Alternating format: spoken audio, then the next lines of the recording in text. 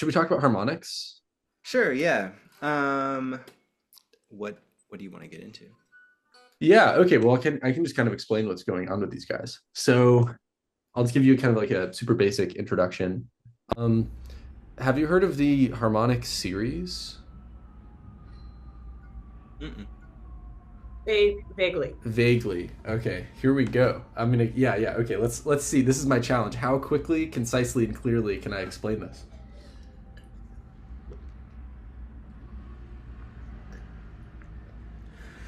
Okay, so the guitar has these six strings, right?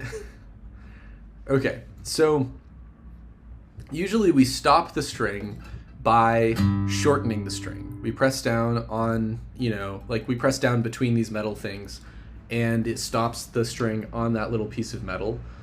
And so that's how we get the note. But there's another way to make sounds on the guitar, as you know, which are called harmonics, which don't come from fully depressing the string. They come from like just touching the string at like what we call like a node, like a harmonic node. So, for example, this is one of them. Okay, so for a while, for a long time, harmonics were like really confusing and kind of magical to me, and they're still magical, but they're less confusing now. And so basically, the way that we get harmonics, we get harmonics when we stop the string at like very simple. I'm gonna put this differently. When we stop the string at the halfway point, so we divide the length of the whole string by 2, we get what we call the second harmonic. So the 12th fret is the exact halfway point of the full fretboard. Does that make sense? Okay, cool. And so when we get this thing, which we call the second harmonic, and the first harmonic is just the open string, we could also call this the fundamental. So like a unison in an interval is like the first interval. The first harmonic we call the fundamental. Okay, so we stop the string halfway. We get our second harmonic. And the relationship of the second harmonic to the first harmonic is that it's an octave. Okay, cool. So we've got our octave. And also, when we stop the string halfway, this is where it gets science-y. We take the frequency of the open string, and I don't actually know what the frequency of an open E string is, so I'm just going to make up a number. This isn't the right number, but the important thing is that it's a number, and we're just going to do some math with it, so I'm going to keep it really simple. Let's pretend, yeah, exactly, this is x hertz. Let's say this is 100 hertz. I should just know this so that I can do the math more quickly. Okay, so when we stop the string halfway, and we get the octave harmonic, we get 200 hertz. And this relationship, 2 to 1, 200 to 100 is an octave. Okay, when we divide the string into 3 equal parts, which we get by playing the 7th fret, or I believe the 19th fret, yeah, then either way, we get the third harmonic. So if we're pretending that this open string is 100 hertz, we'll say that this is 300 hertz. And so this relationship, which is a 3 to 1 relationship, is the interval of an octave and a fifth. And that's where things start to get arbitrary and weird. Wait, what do you mean the interval of an octave and a fifth? Okay, so this is our open string, Oh, right? like an octave plus a fifth. Oh, yeah. Okay, yeah. Yeah, so that would be like a 12th if Yeah. we're hearkening back to our conversation about upper extensions. Okay, so then what is the relationship of the 5th to open? A 5th fret to open. A major third. Oh, you mean the harmonic on the 5th fret? Okay, that's where we're going next. Okay, so the 7th fret divides the string into 3 equal parts. So as does the 19th fret. Okay, so then if we play the harmonic on the 5th fret right here, we get the 4th harmonic because we're dividing the whole string into 4 equal parts. And so here's the thing about 4, because it's an even number. 4 is the second harmonic of 2, because 2 times 2 is 4. Yeah, so it's an octave. So it's 2 octaves above the open string, and it's 1 octave above the second harmonic. And yeah, sorry, go ahead. Okay, how's this feeling so far? Is this feeling clear so far? Yeah, it's starting to. Okay, cool. So, side note, from here on out, if you take a harmonic and you multiply it by 2, then you just get the octave of that harmonic. So, for example, the 6th harmonic is just the 3rd harmonic, but up an octave. Okay, so now on our journey up the harmonic series, which is just the series of intervals, we get something that's kind of funny, which is that we get the 5th harmonic, we divide the string into 5 equal parts, and we get this interval.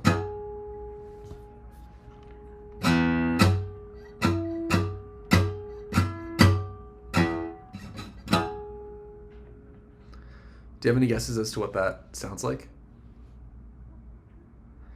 Doo-doo.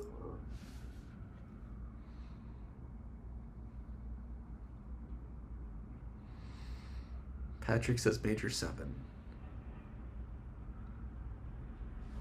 Let's see. So da da da da. So Ninth fret on the E string. isn't it? Oh yeah, it's also on the 9th fret on the E string. Isn't it 10? 10. Yeah, it would be like a major 10th. Yeah. Which is also a major 3rd. Yeah. Yeah, and it's actually, I guess it's like 2 octaves and a 3rd, so Yeah. I don't know what that, I haven't thought about that. Maybe like a 19th or something. Yeah. But yeah, so it's the major 3rd. But here's where stuff gets really weird. Check this out. Oh, my guitar's out of tune, so they're in tune with each other. Okay, well, so basically, the thing is that the 5th harmonic leaves the world of equal temperament. So we start to get intervals that you can no longer play on a piano. Oh, hell yeah. Okay, yeah, and this is where stuff gets really fun, in my opinion, once you get over the math stuff. And so I'll get into that another time, but just because we're pushing we're running to the end of our time. But for now, I'll say the 5th harmonic is like slightly lowered. It's slightly flat. And then you can also get the 5th harmonic by playing the 9th fret. It's slightly flat, so if you were to actually analyze the frequencies of it, it wouldn't be perfect. Yeah, we'd say do you know about sense? If you've used a tuner in Ableton or something, like a pitch shifter? Maybe I have, but I didn't know what I was just like, oh, that sounds good. That sounds cool. Okay, yeah, so then we'll keep it super short. Basically, each semitone we can break into 100 cents. So 1 cent is 1% of the distance between one note and the next note. So the 5th harmonic is 12 cents lowered from its equal, is 12 cents lower than its equal tempered equivalent. So this would be a G sharp, 14 cents, not 12, 14. I haven't thought about this in a minute. So this is a G sharp that's 14 cents below what it would be on a piano. And so that's, for now, I won't talk too much about the significance of that. I'll just say it's a different sound. Okay, so I just want to show you a little bit more about what's going on with harmonics here, because we got up to the 5th. And you can play these in other places. I like playing them here because it's really easy to measure them, and they're all right next to each other here. And so you can almost play it like a scale. So our 6th harmonic...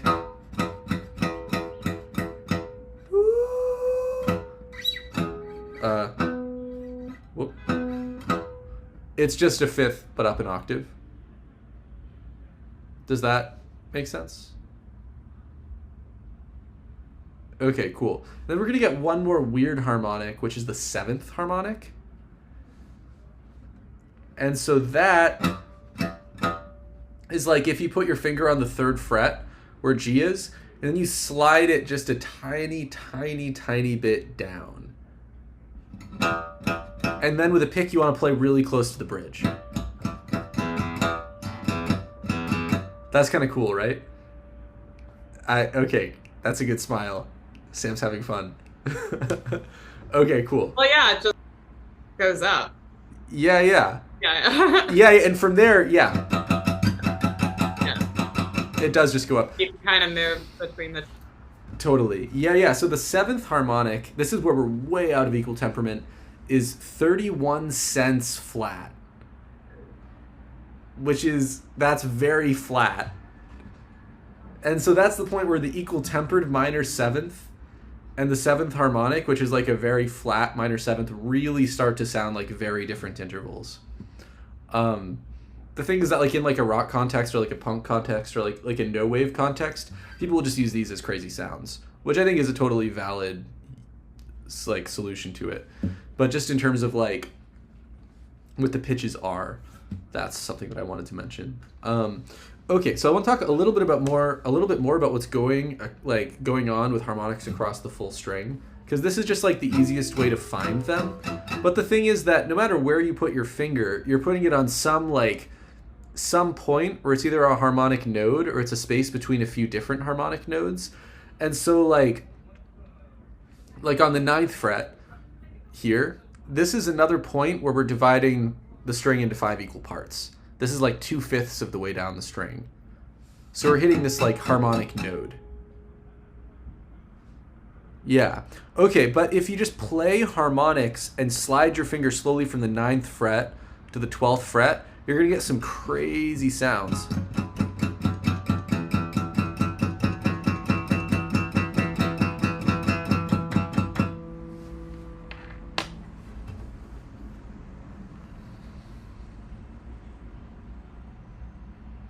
Isn't that cool? Yeah. Okay. Once Sam's done kind of exploring, low E. Yeah, all of this works better on lower, longer, thicker strings. So bass harmonics are really cool. And this is also why people who are in experimental music build like long string instruments, where if the string's really long, you can access super high harmonics without much difficulty. So that's a thing. Okay, I just want to point out what's going on here when you slide your finger is that you're moving between different harmonic nodes. And at this point, in this part of the string, there are so many that are so close together that it's really hard to tell what exactly you're getting. And so you get what are called like multiphonics. And we're at 8 p.m., but I'll just explain briefly what like multiphonics are. Is this cool? Yeah, it's just funny. It's like, yeah, multiphonics at 8 p.m. Yeah. Okay. Yeah. So basically what a multiphonic is a sound where you can hear multiple harmonics at the same time. And what's cool about multiphonics, as opposed to like chords, is that all of the sounds that you're getting are contained within like a harmonic series. And most of the notes in the harmonic series are not like equal tempered. And so when we leave the world of equal temperament, meaning like the notes that you get on a piano or the notes that you get on frets, but you're staying within one harmonic series, the notes blend together in really interesting ways. And so a multiphonic is really like, it's some crazy combination of harmonics, most of which are often not going to be like equal tempered. And so to our ears at first, it just sounds like a crazy sound, or like a weird like synth patch or something like that. But there are whole styles of music, mostly in experimental and like contemporary classical music, that use this as like the foundation for harmony. So people will like write chords that are tuned using these weird harmonic frequencies. Yeah, and then you also just access these really easily with synths. Like if you like play a low note and you're just like rolling around like a resonance knob or something like that. Yeah, and so that's basically what's going on with harmonics. And so that applies across strings. So but then you can also just get cool harmonics that sound very like guitaristic. If you're if you're playing across strings, you're still getting things that sound like open guitar strings. They're just moved up an octave, or moved up an octave and a fifth, or even moved up 2 octaves in a major third or whatever. But if you're moving across strings, you're still going to stay in the world of guitar sound, because when we hear those intervals, we're like, oh, guitar. So we hear the perfect fourths, or we hear this one major third, which is the G string going to the B string. So that's a lot of information about harmonics. How's that feeling? It's fun. Cool. Yeah, I'd love to talk The math more. happens. Oh, one more time? I like when the math happens. Yeah, nice. Yeah, this is a good heady crew today, which is super fun. I'm kind of a heady person, so it Really? works. No, I'm just kidding. Um, so yeah, so that's super fun. I'm super down to talk more about uses of harmonics because I'm kind of just explaining right now like what harmonics are on their own, but different people use them in different ways. And so this is something we can talk more about another time. But this guitarist Bill Frisell was really big on like learning. He'd like practice scales, but he'd like practice a scale in a position that he made up where different notes are open strings and different notes are harmonics. And so like for example I'm trying to find a good way to do this. That would be like a way to play the first three notes of the E minor scale. So we've got our open E string, F sharp over here, and then this G harmonic. And so that's just a crazy combination of colors. Like you got a harmonic, a fretted note, and an open string. And like, what? Like not many people really do that. So that's something that somebody's done with it. So applications of these things go in many, many, many directions. But yeah, that's some stuff about harmonics. Yeah, I just figured out this is something I've been trying to figure out forever, like how to make the harmonic on a guitar actually sustain. You just release. Oh yeah. Oh, okay, I just cool. like Yeah. realized that. I was You like, just why lift can't up your I? finger. Yeah, like I'm just like, yeah, yeah. Oh, Yeah. no, I was doing it. Yeah. Nice. Yeah. That's cool. Yeah. I'm glad. I'm glad to have It provided that. seems like intuitive because if your finger is like, as you were saying before, like by stopping the string, you're pressing on it. So since it's at that halfway point, you're still sort of still pressing on it though. So Mhm. you're inhibiting it. Yeah. Yeah. Totally. Yeah. And so then when you like lift your finger up, then you're no longer like cutting off the resonance Yeah. of the string. Yes, Yeah. exactly. Yeah. Yeah. Okay. So I've got one other thing actually that's related to all this, which is related to the violin, which are like artificial harmonics, or you call them partial harmonics. And so basically, this is a weird, like guitarists don't really do this. Um, I kind of do. I don't really apply it, but I know about it because I wrote so much contemporary classical music for strings that used harmonics. Um, but yeah, so basically what you can do, right? If you just like put your pointer finger down on the third fret of the low E strings, we're playing G, and you just slide your pinky around. Check this out. You can go.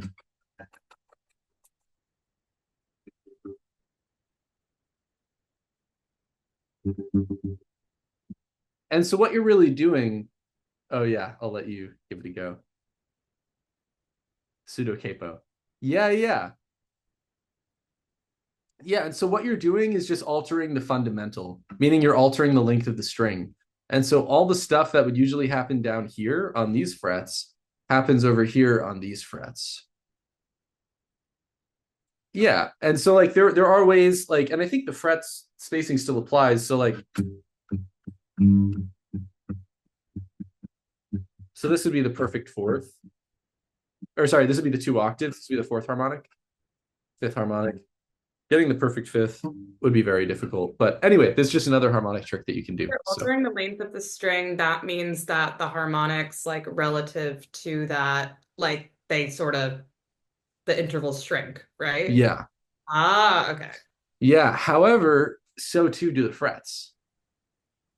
Oh, okay. Yeah, I was just thinking about this because I was Yeah, like, it's just the frets remain the same as like a map, like what's yeah, going on there. And then I was like, oh wait, the frets are also getting smaller. So okay. yeah. Interesting.